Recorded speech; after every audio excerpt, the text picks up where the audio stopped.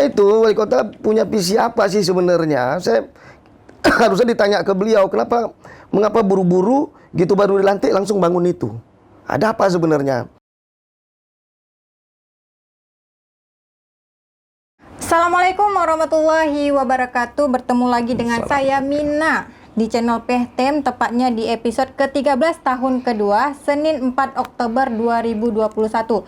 Bagi rekan lo yang belum subscribe, silahkan subscribe, dan juga kita masih menunggu komentar positif dari teman-teman semuanya. Baik, rekan non, 4 tahun kepemimpinan Amin Zainal sebagai Wali Kota Banda Aceh dan juga 21 program janji kampanye yang telah dijanjikan kepada masyarakat Kota Banda Aceh, apakah sudah terrealisasi atau malah banyak program-program yang terhenti di tengah jalan. Kali ini kita akan mengangkat tema tentang benarkah di tangan Amin Zainal Banda Aceh hancur-hancuran? Bersama kita sudah hadir Dr. Nasrul Zaman STMKes, akademisi Universitas Siak Kuala. Assalamualaikum warahmatullahi wabarakatuh, Bang. Waalaikumsalam warahmatullahi wabarakatuh. Jumpa lagi di PTM nih, Bang. Alhamdulillah, ini kita bicara sehat, lebih Bang. baik nih. Alhamdulillah sehat. Alhamdulillah sehat. Ya. Bang, saya ingin Anda menilai ini, Bang, catatan kritis terhadap Amin Zainal masa kepemimpinan beliau. Gimana nih, Bang? Ya, 4 tahun masa Amin Zainal kita tidak bisa langsung menyebutkan misalkan gagal total, karena beberapa capaian ada yang signifikan positif, tapi kemudian ada juga capaian-capaian yang menurut kita kurang baik atau kurang berhasil. Nah, banyak faktor sebenarnya. Kita sebelum melihat itu adalah faktor COVID ini sebenarnya. Kalau seandainya COVID nggak ada, kita bisa langsung secara jernih akan menilai. Ya gitu ya. Jadi pengaruh COVID ini kan menghantam semua infrastruktur anggaran, infrastruktur semuanya, aturan-aturan juga ditabrak oleh COVID ini, sehingga memang agak sulit. Tidak hanya Banda Aceh yang kesulitan mewujudkan seluruh janji-janjinya, hampir seluruh kepala daerah juga. Termasuk Aceh secara provinsi juga kan hancur-hancuran juga capaian-capaiannya. Nah, berkaitan dengan Amin Zainal 4 tahun, kalau secara umum saya ngelihatnya baik, ya, secara umum baik. Contohnya misalkan kalau kita bicara pertumbuhan ekonomi, Aceh tertinggi masih Banda Aceh misalkan yang kemarin. Saya membedakan 2 hal dalam konteks Amin Zainal ini dari 21 atau 5 visi misi tadi, 5 misinya. Saya bagi dalam soft infrastructure dan hard infrastructure. Jadi dalam soft infrastructure ini misalkan bagaimana Amin Zainal mendorong UMKM misalkan, ya. Nah, ini saya lihat lumayan ada terobosan dengan adanya LKM, Lembaga Keuangan Mikro Syariah, dan ini kan terobosan di dunia dunia pekreditan syariah nasional, karena skalanya mikro tapi di bawah BPR. Nah, sayangnya ini modalnya tidak cukup kuat untuk menopang besarnya respon masyarakat untuk terlibat. Nah, ini satu apresiasi yang harus kita acungkan kepada Pak Amin. Nah, untuk kegagalannya sendiri nih, Bang Nasrul. Iya, sebelum masuk kita kegagalan, aku pikir kita bicara dulu apresiasi kita dulu yang pertama. Yang kedua adalah soal misalkan Pak Amin juga secara cepat melakukan mall pelayanan publik itu. Kalau kita udah pernah ke sana, kita sangat puas dilayani dan sebagainya gitu ya. Itu apresiasi kita juga. Nah, kemudian dulu sempat beberapa event, saya pikir yang nasional dilakukan cukup sukses dan sebagainya. Nah, itu adalah soft infrastructure yang sudah dilakukan, ya. Pemberdayaan perempuan, kelompok-kelompok, saya lihat di kampung-kampung tuh hidup. Nah, tapi ada yang soal yang ini langsung dilihat oleh mata. Kalau kita di Banda Aceh misalkan, telah tinggal sejak zaman almarhum Pak Mawardi, Bu Iliza, sampai Pak Amin. Kalau kita sering keliling kota, terasa banget bedanya.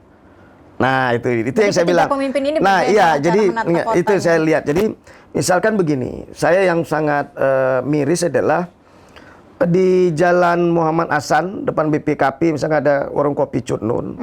Ini benderan ini, toko ini dulu adem-adem saja, tapi begitu dibangun perparkiran yang khusus pakai tiang, itu tokonya tutup sekarang.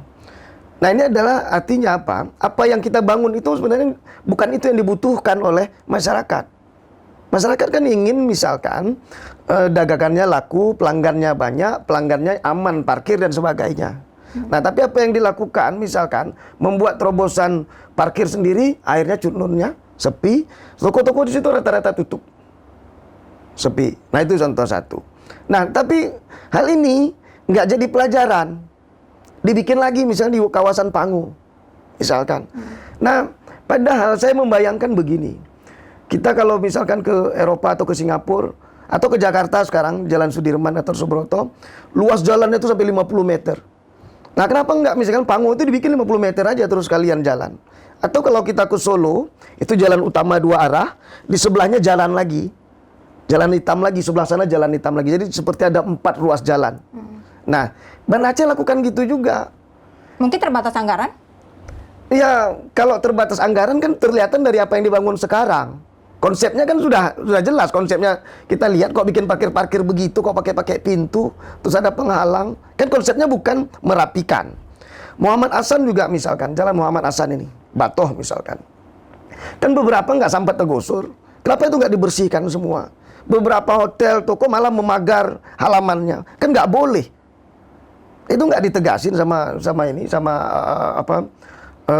dinas tata kotanya misalkan. Gitu. Nah kemudian beberapa taman juga menurut saya itu kurang tersentuh seperti masa lalu gitu ya. Nah gitu ya. Contoh kecil lagi, misalkan sederhana. Kita harus punya mimpi Aceh, Banda Aceh ini kan destinasi wisata. Oleh karena itu infrastruktur wisata itu yang harus dikencengin. Nah contoh misalkan papan-papan nama jalan. Cukup lengkapkah di Banda Aceh? Enggak. Kalau kita di Google Map juga nggak sempurna. Nah gitu, jadi itu penting sekali. Hal kecil tuh papan nama jalan. Yang kedua soal kebersihan. Kebersihan kita lihat ya nggak cukup bersih lah. Ya apakah, dan itu memang terlihat pada 3 tahun terakhir saya perhatikan memang anggaran untuk dinas kebersihan dan tata kota itu cenderung menurun daripada tahun-tahun waktu pemerintahan sebelumnya. Apa karena COVID lagi? Nah, itu alasan boleh ke situ, tapi saya pikir nggak signifikan juga kalau itu terus menjadi alasan, karena memang ini dibutuhkan oleh Kota Banda Aceh sebagai epicentrum Aceh gitu ya. Jadi epicentrum Aceh itu Banda Aceh, maka apapun harus dilakukan, terutama tuh kebersihan dan tata kotanya. Contoh lagi misalkan yang menurut saya harus segera dibenahin adalah pembangunan izin-izin pembangunan perumahan atau membangun rumah IMB yang dikeluarkan oleh Pemko itu tidak menyertakan harus menyisakan besaran jalan. Coba lihat, kita ini kan menuju kota besar, tapi kalau jalan perumahan kita 4 meter, itu nanti kalau terjadi pemadaman kebakaran, pemadam aja nggak bisa masuk. Nah harusnya tuh Pak Amin sudah berpikir. Jadi ketika IMB mau diberikan, nggak boleh, minimal harus 5 meter jalan. Harus ada untuk sanitasi kiri kanan, parit misalkan. Nah itu dari IMB sampai koordinasi dengan BPN. Jadi itu memang harus nggak dihitung dari luas tanah yang dijual oleh masyarakat misalkan. Nah upaya-upaya begitulah baru kita ada tahapan menuju kota yang besar gitu. Nah ini yang saya lihat belum lagi oleh Pak Amin tuh. Baik, Bang Nasrul, ini ada 21 nih programnya Pak Amin Zainal. Nah, dari tadi Anda menyebutkan bahwa ada capaian dan juga ada kegagalan. Ya. Berapa persen kira-kira sudah mencapai nih keberhasilan Pak Amin dalam memimpin Kota Banda Aceh? Nah, kalau dari visi misinya sebenarnya kan hampir semua tercapai. Persoalannya adalah hal-hal penting yang tidak menjadi bagian dari program. Tapi itu kan realitas. Misalkan soal infrastruktur tadi itu kan tidak masuk di dalam program kerjanya Pak Amin, gitu ya. Kemudian membangun konsep kota Banda Aceh yang siap menjadi kota besar itu nggak masuk di dalam program kerja. Karena itu kan sangat detail. Tapi dikerjakan oleh Pak Amin. Harusnya dikerjakan. Makanya kita mendorong di luar ini, ya tidak hanya kita menilai dari 21 program. Karena 21 program yang dilakukan itu kan programnya yang nggak besar-besar. Bisa dilakukan misalnya pemberdayaan perempuan. Iya terjadi kok. Peningkatan UMKM iya. Gitu kan. Ada Al-Mahirah Syariah iya gitu loh. Nah tapi maksud saya, kan bukan itu saja. Pembenahan infrastruktur tata ruang kota itu penting sekali. Nah gitu. Tapi memang nggak masuk di dalam program. Tapi meskipun tidak masuk dalam program, ini harus didorong. Tapi Pak Amin tidak melakukan itu. Bukan tidak, saya lihat ya karena nggak di situ nggak kelihatan dilakukan. Nah, saya pernah sekali agak emosi juga ngelihatnya karena memang di Bato misalkan ada jalan dengan sederhana kecilnya bikin jadi huruf S hanya untuk menyelamatkan developer misalkan. Jadi jalan ini jangan sesuai permintaan developer, harusnya kan permintaan tata kota. Yang paling bagus di Banda Aceh ini adalah Bato. Coba lihat Bato tuh. Iya. Itu lurus, nggak ada cerita. Nah, padahal kemari Bato itu penyerat harusnya bisa dilakukan juga, tapi kan nggak dilakukan. Nah, harusnya itu bukan di Kecik, itu ada di wali kota. Oh, seperti itu. Nah, ini bagaimana tentang mungkin ada satu visi dari Pak Amin juga tentang Banda Aceh sebagai kota hijau atau green city. Apakah sudah maksimal ini, Pak Nasrul? Itu belum. Saya lihat belum ya. Karena yang ada, kalau kita lihat, yang mana tambah masa Pak Amin untuk ruang hijaunya. Malah satu di Taman Sari itu buat gedung sama Pak Amin. Berarti melanggar RTH dong? Iya, kita nggak sampai melihat itu, tapi memang itu kan kawasan taman perkotaan, tapi dibangun gedung oleh Pak Amin. Yang lain tidak udah ada, misalkan yang dekat Ulele sana memang udah ada kanunnya, perwalnya, misalkan untuk ruang tata hijau iya, atau yang dekat Syah Kuala. Tapi yang lain kan nggak didorong untuk kelola hijau. Misalkan gini, jalur bantaran sungai itu, mana yang sudah dikelola dengan baik oleh Pak Amin misalkan? Untuk menjadi ruang tata hijau misalkan. Apakah di pinggir-pinggir itu ditanamin bambu kah? Ditanamin apakah gitu. Kan nggak ada juga misalkan. Nah, tapi yang menarik adalah begini. Visi Pak Amin ini kan menjadi kota yang berdasarkan syariah ya. Iya. Nah, ini yang agak kontradiksi sedikit saya lihat. Amin Zainal tidak mampu menyeimbangkan pola keragaman cara beribadah di Banda Aceh. Bang Nasrul, sebentar dulu, Nah, itu sebelum ke situ masih di Taman Sari ini, pembangunan di Taman Sari itu, apakah itu sudah cukup dilakukan oleh Pak Amin? Kenapa harus ada pembangunan di situ? Padahal itu melanggar RTH nih, Bang Nasrul. Ya, itu yang disesalkan. Saya nggak tahu juga konsep Pak Amin kemarin membuat ada pentas lagi di situ, ada pentas di sana, nggak tahu. Itu berfungsi maksudnya nggak? apa? Ya kalau sekarang kan nggak berfungsi, pandemi juga nggak boleh ada kerumunan apapun kan sekarang. Oke. Jadi nggak bisa kita nilai sekarang. Terkait 2 tahun ini. rekan Pehten terkait soal Ranggal RTH ini, Ketua Jurusan Arsitektur dan juga Perencanaan Fakultas Teknik Unsiah, Dr. Izia mengatakan Taman Sari itu sebagai jantung ya kota Banda Aceh, harusnya bebas dari pembangunan dan juga ini ditekankan oleh DPRK Banda Aceh menentang adanya pembangunan. Anda melihat ini Pak Nasrul, apakah wali kota tidak mendengar inspirasi dari masyarakat atau seperti apa? Ya itu, wali kota punya visi apa sih sebenarnya? Saya harusnya ditanya ke beliau, mengapa buru-buru gitu baru dilantik langsung bangun itu? Ada apa sebenarnya? Atau beliau ingin merasa kurang untuk space pameran? Memang kan kalau kita lihat dulu akan banyak pameran kopi dan sebagainya. Apakah itu? Tapi itu harus dijelaskan ke publik. Sebenarnya kan kalau untuk space pameran kan nggak mesti yang permanen juga. Nah, itu yang harus disampaikan ke Pak Amin sebenarnya. Saya pikir udah momentum lah, itu kita bongkar aja sebenarnya supaya lebih indah lagi. Yang sudah dibangun itu dibongkar, itu juga nggak dipakai juga gitu, tuh ada yang lain. Jadi kalau space pun untuk pameran, dia kan bisa bongkar pasang. Biasanya kan begitu, semua pameran internasional juga biasanya bongkar pasang. Nah, apalagi nih misalkan nih, kita punya convention. Nah, convention itu bisa diarahkan ke sana. Harusnya Taman Sari itu memang betul-betul hijau, saya setuju sekali tuh. Itu pusatnya, jadi kan epicentrumnya itu Taman Sari, Belang Padang, gitu ya, Masjid Raya. Tapi sebelumnya justru RTH ini 20% Pak Nasrul targetnya, Iya. tetapi justru pada masa Pak Amin 8%. Oh iya. Apakah itu benar atau seperti apa? Tadi saya bilang, kita belum menemukan di mana RTH yang ditambah masa Pak Amin. Tidak terlihat sama sekali. Iya, karena kan yang adanya adalah yang awal memang sudah ada, misalkan daerah Ulele, kemudian yang dekat sungai itu. Nah, itu yang bekas tsunami itu kan memang diambil alih oleh Pemko sudah. Itu ada 500 hektar. Nah, itu memang sudah awalnya memang ada. Kan gitu. Nah, sekarang Pak Amin memang lagi bikin jalan itu saja gitu. Tumbuh-tumbuhannya sudah ada memang sejak awal. Nah, penambahan kan nggak kelihatan. Di mana yang misalkan Pemko beli lahan baru untuk bikin penghijauan. Kan nggak kelihatan juga. Atau kita yang nggak tahu tapi publikasinya nggak kelihatan lah bagi kita. Nah gitu, atau memang semangat tanam menanamnya ketika Hari Lingkungan Hidup, Hari PON, kan Pak Amin juga nggak ada melakukan itu.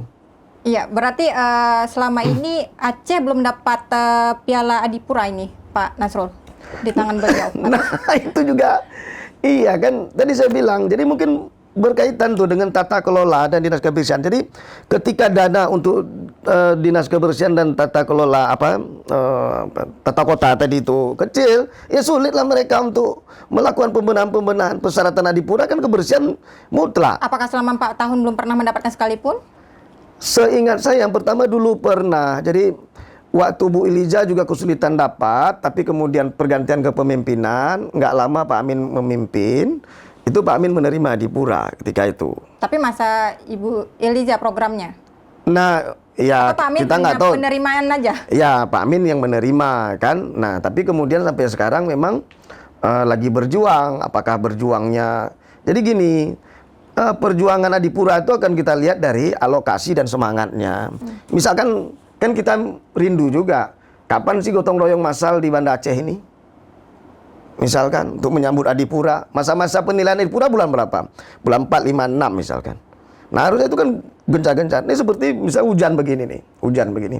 Kapan tuh Koramil semuanya turun tuh bersihkan parit-parit kita supaya nggak menggenang, kemudian ini menjadi tempat sarang nyamuk demam berdarah. Karena kita jangan lupa, Banda Aceh ini terus loh demam berdarah ketika musim hujan itu cenderung tetap angkanya. Apakah banyak titik-titik, misalnya Anda bisa menyebutkan contoh, misalnya masa hujan banjir? Iya, drainase kita hampir rata-rata kan. Tapi memang kalau yang jalan-jalan baru sudah bagus. Maksud saya, drainase sudah cukup, bagus. Kan nggak pernah lagi kedengaran misalkan banjir seperti tahun 2002 nggak pernah lagi. Tapi genangan-genangan yang saya bilang tadi, yang itu memunculkan jentik jamuk sehingga demam berdarah. Nah, saya bukan bilang banjirnya, tapi yang menyebabkan demam berdarah. Bisa kita lihat case per case dari tahun ke tahun, nggak pernah cenderung menurun kasus demam berdarah di Banda Aceh. Artinya Pak Wali Kota tidak melakukan koordinasi itu tentang... Nah, itu tadi saya bilang. Jadi kan itu berkaitan tadi dengan, kalau kita mau kaitkan dengan Adipura, dengan tata kota, dengan yang saya bilang tadi bagaimana mengatur infrastruktur rumah perumahan. Itu kan satu kesatuan yang nggak bisa dipisahkan itu. Satu kegiatan yang nggak bisa dipisahkan. Nah, pemihakan Pak Amin kepada sektor ini yang harus diperkuat lagi. Nah, dari soal anggarannya, soal SDM-nya.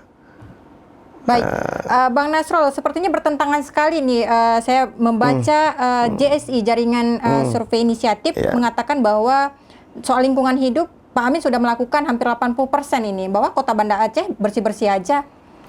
Ya, kalau dia bersih kan Adipura menjadi acuannya gitu. Meskipun misalkan, apakah dengan Adipura udah pasti bersih?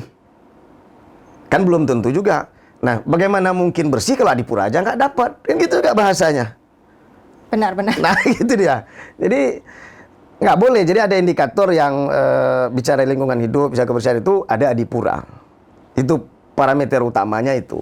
Baik, soal janji kampanye Pak Amin lagi nih, Bang Nasrul. Ada soal terkait tentang pembangunan pusat zikir Nurul Arafah di Islamic Center Ulele. Bagaimana Anda melihat ini? Apakah sudah selesai atau memang? Ya itu kan gagal kan? Gagal? Gagal dong. Tapi sudah dibangun jalannya kan, dari mana duitnya? Itu kan besar. Saya juga ikut mendengar konsep itu dulu sampai 250 miliar. Tapi dari mana duitnya 250 miliar? Pak Amin ini tinggal setahun lagi. Dari mana duit 250 miliar? Artinya jalan itu buang-buang uang aja tuh, Bang Nasrul? Oh enggak, jalan itu nanti kan digunakan jadi auto ring road sebenarnya. Jadi yang benar itu adalah memang nanti Ulele ini auto ring road sampai Kurung Raya sana dibikin, jadi pinggir pantai Aceh itu ada jalan besar. Jalan besar yang bisa dilalui dari pinggir-pinggirnya semua. Jadi sama waktu saya di Dili misalkan, sepanjang laut Dili itu orang bisa jogging, ada jogging track itu. Gitu. Jadi kita buat begitu juga nggak apa-apa. Jadi yang bangun, tetapi memang Pak Amin harus menyampaikan ke publik soal pusat zikir itu udah nggak mungkin dibangun lagi. Apa karena keterbatasan masa periode atau anggaran nih? Iya, anggaran nggak ada, kan udah 4 tahun. Nggak mungkin periode. Iya, dan tidak mungkin diadakan lagi anggaran itu. Ya, dalam setahun nggak mungkin lah. Mungkin itu dari mana diambil anggaran Banda Aceh aja minim. Tapi 4 tahun kemana? Harusnya memang dari awal sudah dianggarkan tahun ini berapa, tahun ini sampai tahun ke-5. Kalau 250 miliar, maka 550 miliar dari tahun pertama. Jadi kelihatan kan? Nah, kalau sekarang kan enggak. Itu 250 miliar masih kosong. Baik, mungkin itu terkait dengan anggaran yang begitu Nasrul. Tapi jembatan Lampasnya kita akui itu sudah menghabiskan modal 8,1 M. Iya. Tapi sampai sekarang belum selesai. Padahal Iya. jembatan itu tidak terlalu besar. Itu seperti apa? Apakah memang sudah betul-betul hanya setengah jalan ini seperti saya katakan tadi? Iya, itulah nggak boleh setengah-setengah. Saya khawatir juga kalau jalan-jalan pembangunan yang tidak fungsional begitu, itu sebenarnya kan menyia-nyiakan uang rakyat juga. Ya, kalau misalnya sudah dibangun tapi setengah sehingga nggak berfungsi, ya, atau dibangun tanggung. Nah, itu juga kan namanya menyia-nyiakan uang rakyat. Saya pikir itu di perencanaannya harus dilihat lagi tuh, harus diseriusin. Atau jangan-jangan dampak COVID. Tapi saya pikir enggak lah, kalau jembatan tuh mana boleh dikurangi dia. Sudah Walaupun terplot COVID, oh iya, anggarannya. nggak boleh karena udah dalam tahap pembangunan, kecuali dalam perencanaan. Dan itu sudah 4 tahun ya? Iya, Bang ada 4 tahun Nasrul. nggak mungkin. Nah, jadi yang bottleneck sumbatan begini yang harus diberesin Pak Amin di tahun keempat ini. Ini periodenya tinggal 8 bulan. Itulah, ya itulah inilah yang kayak gini. Misal jembatan itu diberesin terus, disiapinnya gitu kan? Yang mana lagi disiapin? Nah, itu yang dilakukan. Kalau enggak nanti apa yang sudah dicapai Pak Amin dalam yang saya sebut dengan soft infrastructure tadi itu nggak kelihatan jadinya gitu ya, karena yang di depan mata orang itu kan soal ini nggak beres nih ya, gitu-gitu. Nah itu jadi memang dalam 8 bulan Pak Amin harus menutupi itu yang hard infrastructure tadi, misalkan soal parkir palang nggak usah lah, terlalu high cost itu juga dan nggak bener juga itu. Dari studinya saya yakin nggak bener juga itu. Terbukti misalkan Cutnun dan beberapa toko, 10 toko itu tutup. Artinya merugikan para Oh iya dong, merugikan pengusaha. masyarakat, merugikan warga masyarakat. Gitu. Jadi harusnya nggak perlu parkir Nggak itu, perlu Bang tuh, Nasrul, biasa ya? yang alamiah aja lah, parkirnya dulu, nanti pelan-pelan ditata. Yang penting jalannya sudah besar, dibikin marka untuk parkir. Tapi terkait kontroversi itu apakah sudah disampaikan kepada wali kota? Atau memang beliau tidak tahu sama sekali ada yang kontroversi masalah itu? Nah begini, sebenarnya kan dia punya aparat, punya satpol, punya semuanya. Setelah dia bangun tutup, masa dia nggak lihat? Kan gitu ya. Setelah dia bangun yang palang-palang itu nggak ada lagi masyarakat yang datang, terus ditutup, masa aparat Pemko nggak tahu? Pak Amin mungkin nggak tahu lah, karena beliau kan sama Pak Amin, Pak Zainal juga nggak mungkin nggak tahu. Tapi anak buahnya kan tahu. Nah gitu. Baik, Bang Nasrul, ini terkait infrastruktur sudah, tapi ada satu hal mungkin yang saya baca nih terkait kontroversi masalah agama nih. Katanya Iya. banyak konflik soal agama. Ini seperti apa nih gambarannya, Bang Nasrul? Iya, dalam 5 tahun terakhir ini kan Banda Aceh dimasukkan indeks toleransi kan rendah sekali. Nah, kita sebagai warga Banda Aceh sudah keberatan. Karena kalau indeks toleransi itu kan parameternya antara umat beragama, antar umat beragama, bukan inter umat beragama, kan gitu ya. Yang terjadi di Banda Aceh kan jadi yang bersoalan kan intern umat beragamanya, intern Islamnya misalkan. Nah kalau antar kita dengan Kristen, dengan Konghucu, Cina kan nggak ada pernah masalah. Nah dari situ kita keberatan dalam indeks toleransi. Kita yang paling rendah itu, jauh paling bagus tuh Bali katanya. Artinya Anda menilai bahwa masa Pak Amin banyak konflik agama nih? Ya harus diakui. Yang pertama misalkan Oman tuh sampai live loh. Bagaimana Oman diserang, suara ribut di masjid itu memalukan. Saya ada di dalam. Di Ketapang juga begitu. Kenapa kita nggak bisa menghargai perbedaan? Kalau kitabnya sama-sama Al-Quran, nabinya sama-sama Muhammad, rukun imannya sama 6, rukun Islamnya sama-sama 5.